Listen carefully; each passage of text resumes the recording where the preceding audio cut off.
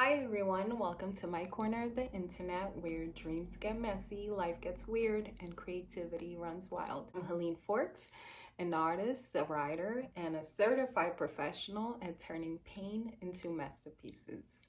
Today's topic is going to be how our childhood shaped our adult choices in relationships. I realized from the last video that I just breezed through the topic of childhood, and turns out that was the thing that a lot of you related to. So I decided I would delve deeper into the topic of childhoods, and I'm going to be using my childhood as reference, as always, to shed some light on why we make the decisions we make in relationships and why we choose what we choose in relationships.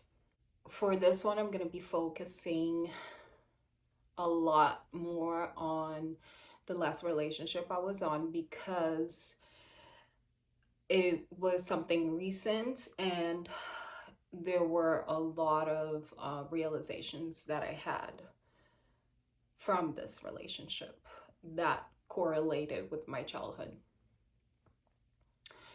I started realizing that in this relationship, I was feeling very triggered, and thankfully, I had done some of the work already where things are going to come up and trigger you. You should be able to react and act in a way that is healthy. Realizing that you're being triggered doesn't mean that you instantly realize what is so triggering about a situation. So it took me some time. I really had to go in and reflect because I could not pinpoint a instance in my childhood that was bringing up these emotions. It turns out it was a collective amount of events that were triggering me as an adult. One, for instance, I received a lot of comments on things like my hair or just my body in general, that were not very nice comments. And as a child, you take those things to heart and you start to create a belief system around what is being said to you. So, I really believed at one point that my hair was ugly, that nice hair was soft, silky, straight hair. So I ended up later on relaxing my hair to fit this mold of what beauty is. And there were a lot of things, like I was always very tall, still am, and there were comments made on that were like, oh, you're too tall, nobody's gonna want to date you, or you're like a giraffe, I've been called. It just mean things that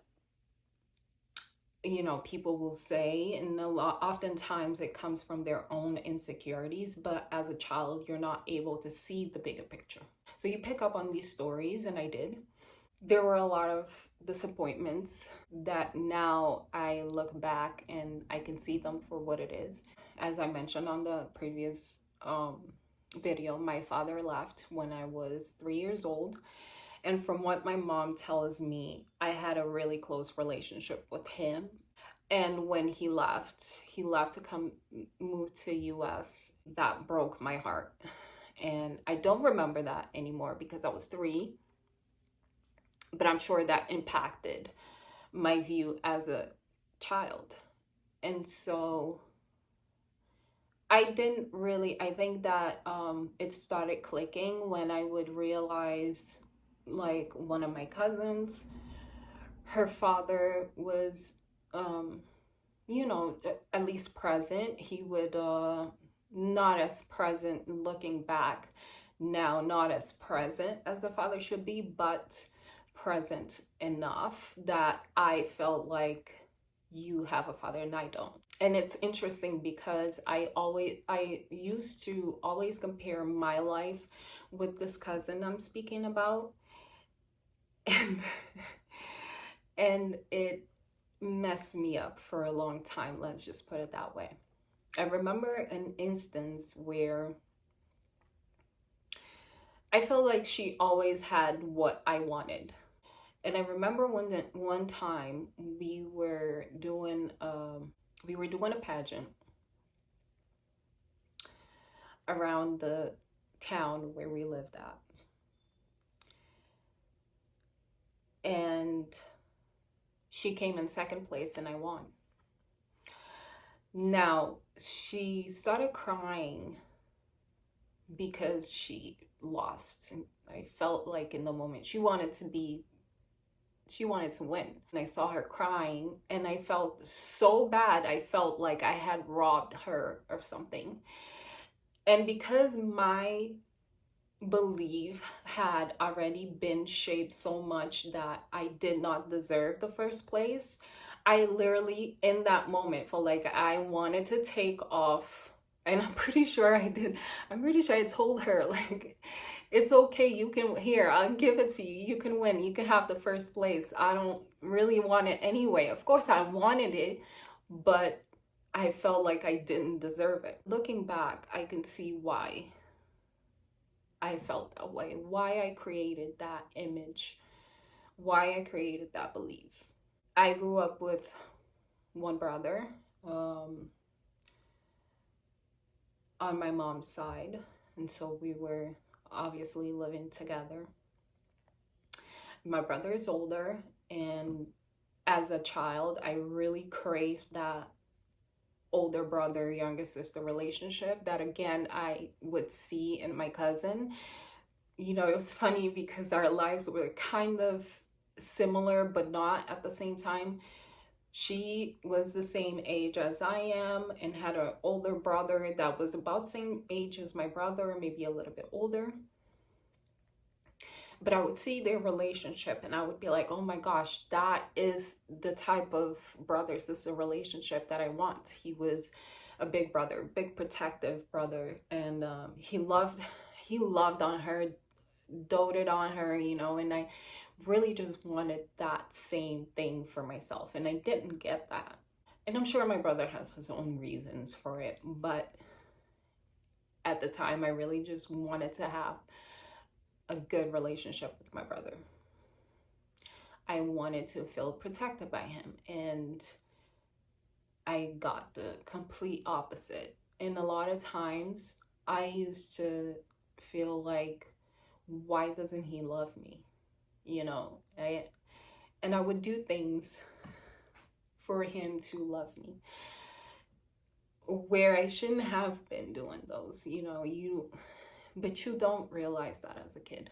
You think that there's something wrong with you, that you're not doing enough for the love that you crave from the people around you. And so I would do things like, we would both get an allowance. He would spend his on whatever, and I would save mine. But after he was done spending his, and he would share none with me, he would come to me and ask me to share mine with him. And he would be really nice about it, really sweet about it. And that was the thing that I noticed with him too, is that whenever he needed something, he would come with the energy of like a sweet talker type of energy, you know. And I would always fall for it because I wanted him to see me worthy of his love. So I would share my allowance. I would cover up for him whenever he did something wrong. We weren't supposed to bring people in the house, and he'd bring his friends in. And that was a big no-no because, well, I don't even know if I want to touch on that now. Okay, we're gonna skip that part. Maybe I'll come back to it. He would just do things to me that were not nice. I just felt like he really did not care for, you know, he didn't care for me. And the dynamics in my family, I feel like created that distance between us, because I'm sure for him as a kid, I know his story, and I can see why he would maybe build resentment against me, of no fault of my own, of course. um but he also had this really close relationship with my grandparents, and we lived with our grandparents for quite some time, actually. The relationship that I had with our grandparents was not the same relationship that he had with them. I also felt like that was a relationship that I had to chase after, or love that I had to chase after. My brother would do things that were wrong, and I would bring it, that he knows he's not supposed to be doing, and I would bring it up. Some things I would keep under wraps, other things I would, tell my grandparents, and their view on it was, don't be a tattletale. Don't tell on your brother.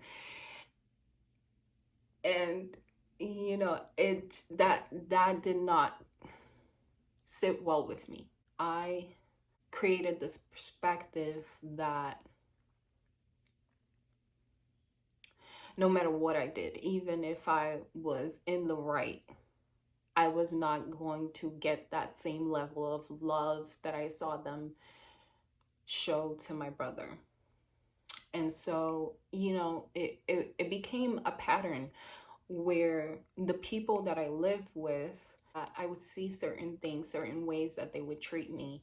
It would not feel good. And as a child, I started to believe that I needed to do more for them to love me. Listen, you don't have to do anything to be loved. As a child, you should be loved. You should be nurtured. You should be taken care of by the people that are around you. It created the type of bond with my mom, because I felt like my mom was the only person who I felt that love from, who I felt that protection from. And so it created a bond with her that I really clung to her like she was my lifeline. And granted, she was. Of course, she did the best that she possibly could being a single mom. I always craved her acceptance when I felt like, let's say something as simple as maybe I didn't clean the house as good as she wanted me to clean it, and my mom at the time, she would have really strong reactions to things that were scary. You did not want to see my mom angry at anything.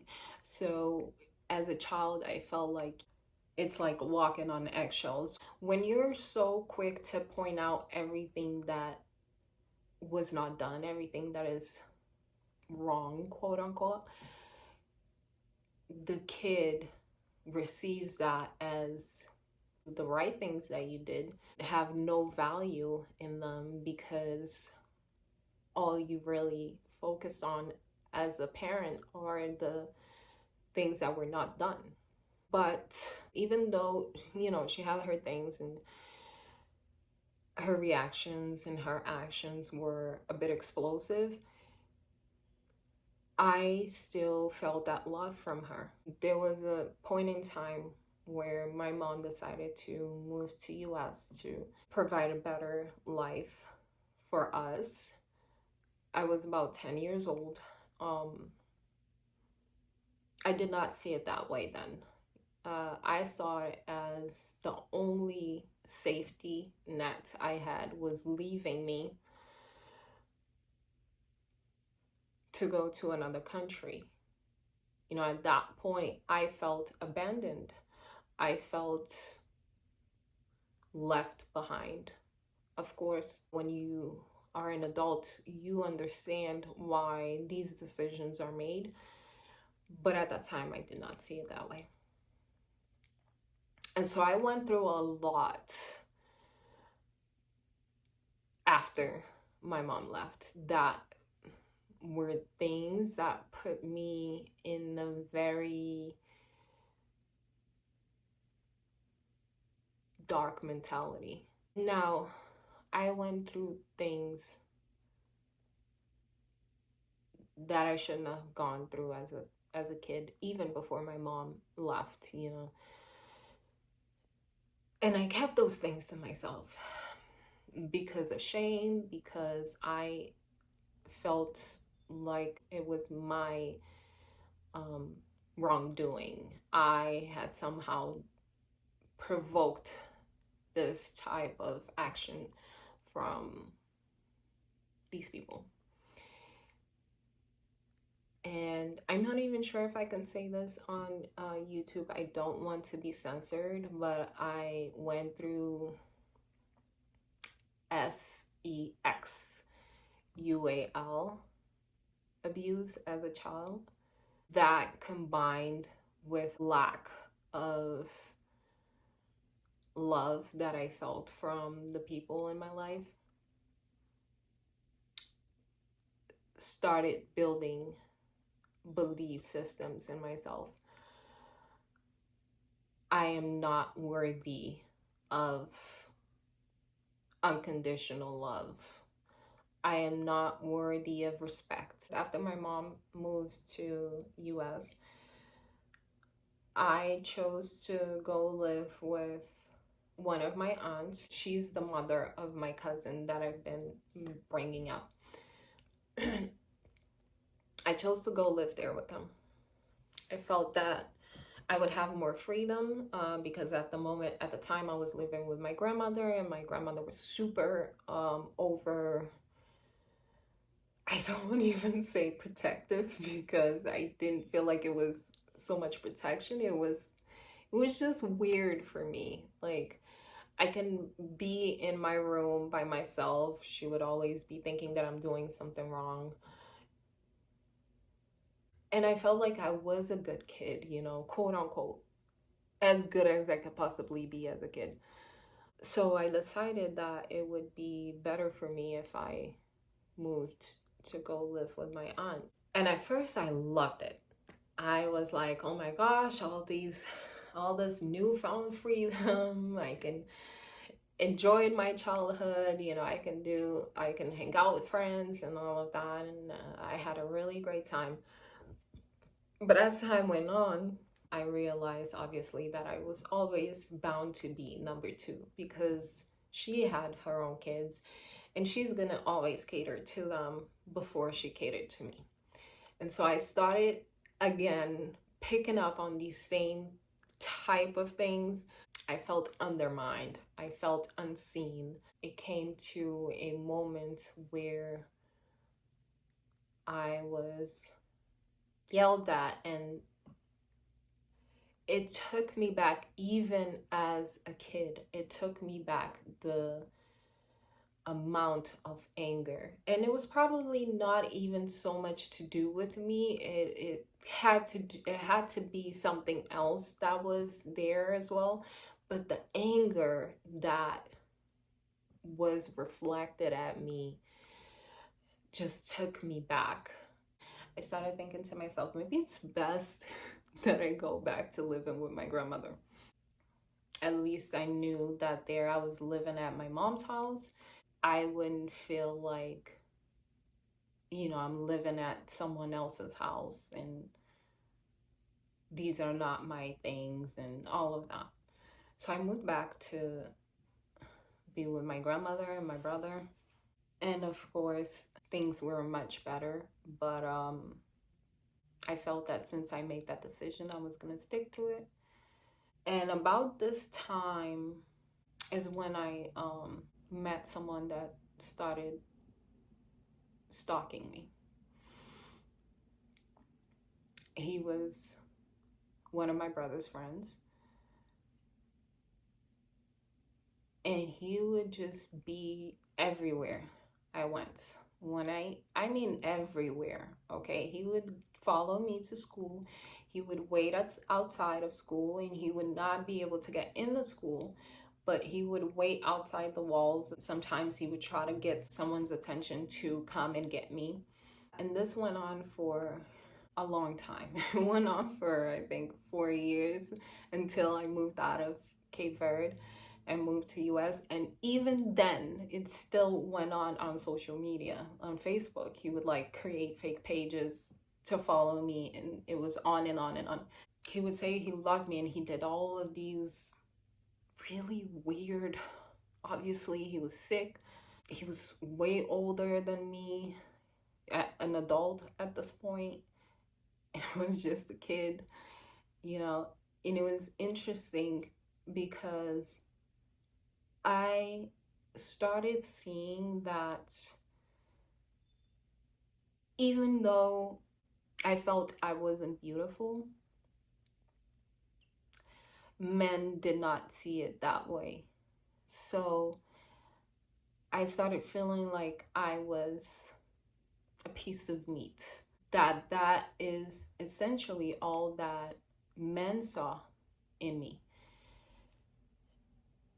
And of course, that created a very unhealthy idea around men. You know, there are really good men out there, but there are also really bad men out there. And that goes for women too. I had to dismantle that belief because I did come across men that were good. Fast forward to the last relationship I was in. I started feeling like I was being breadcrumbed. I didn't see it that way in the moment. I saw it as, you know, it could be really tricky when you tell someone, listen, I need this. This is what I want from you. And then they try to turn it around as something else because of their own belief system. And then you kind of, sometimes I did question myself, like, well, wait, am I asking for too much, or what is going on? So I would just go into myself, you know, and I would be like, I know I'm being triggered, but I just can't pinpoint what event happened in my childhood that made me feel so wrong about this. Turns out it was a combination of a lot of things, all the things that I told you about. Sometimes it was triggering the same kind of reactions from me, where I would feel like maybe I need to do more. And I had to really, it was like a constant battle with myself of the new me that was developing, the new belief system that I was picking up on, and the old me. And the old me wanted to chase. The old me wanted to do more. Maybe I'll be loved better. But the new me knew that that was stuff that I picked up from childhood that is not healthy. I know my worth. I know what I bring to the table. I know what I have to offer. Doesn't mean that someone else is going to see it that way. It happened a few times, and a couple of times I pulled back and reflected, but I also made excuses for the other person's behavior. That was the old me sneaking back in. And so it went on for some time, and I realized in a split second what was happening. I was like, okay, this is not working out for me. It's making me feel like I'm not appreciated. It's making me feel like, it was just making me not feel good about the relationship. And so I put up a boundary. And that boundary was, I am walking out. Because I have voiced my needs, I have voiced what I want, and it's just not being received by the other person. So I walked out. I am very proud of myself for doing that. Even though it was really, really, really, really hard, it was something that was new for me. I had never put it into practice. And it's one thing to walk out in relationships that you are falling out of love with that person. There's not so much of that, the emotion connection anymore. And it's another thing to do that when you're in a relationship where you really is still in love with that person. But it showed me that no matter what, I have my back. No matter what someone does or doesn't do for me, I am going to stand up for myself. And as hard as it is to walk away from someone you really love, for me, it is even harder and more detrimental to self if I continue to stay and let myself down. I'm saying that to say that I know how painful it is to walk away. Sometimes in the moment, you're after and maybe an argument, you feel like you don't feel good. You know that there's something that's not right, but you convince yourself that you should stay. And when you're doing that, what you're telling yourself is you will continue accepting the bare minimum. You will continue accepting being breadcrumbed. You will continue accepting being disrespected in hopes that one day this will change. But you are not guaranteed that. What you can change, you're not willing to do because it's so hard. But doing the hard thing for yourself is sometimes the best thing you could possibly do. It's gonna feel shitty in the moment, but as time passes, as the clouds start opening up, you start to see that you made the right choice. You did the right thing for yourself. And that is just the best feeling ever, honestly. Because it's like that song, Nobody Is Gonna Love Me Better Than Me. That it doesn't even go like that. It's that Miley Cyrus song I'm trying to say. Obviously, I still want to be in a relationship, but I want to be in a relationship. I do want to be with someone. I want to go through life and have someone by my side. But I want to be with someone who, is well aware of what I have to bring to the table and where I don't have to be saying this, because you see it on the day-to-day basis. And you also have gone through at least some healing. You've also been able to look into yourself and, reflect on the things that you do in a relationship, the things that maybe you're not doing in a relationship. That is so important in any relationship, to be able to stand the test of time. Both people have to be accountable for their actions. And when one person is not willing to do this, it's not gonna work.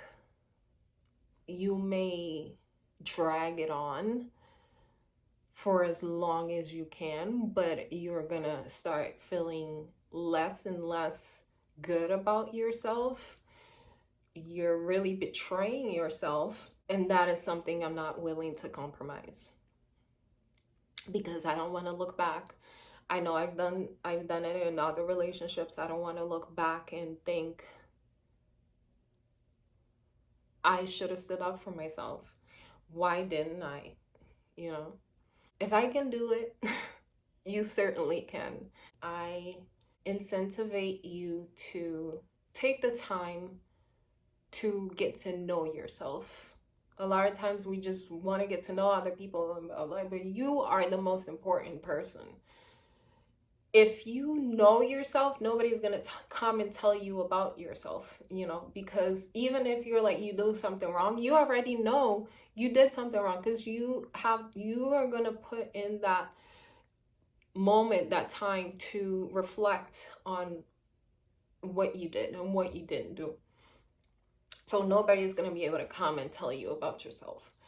You can hold yourself accountable, and at the end of the day, forgive yourself for doing it and ask for forgiveness.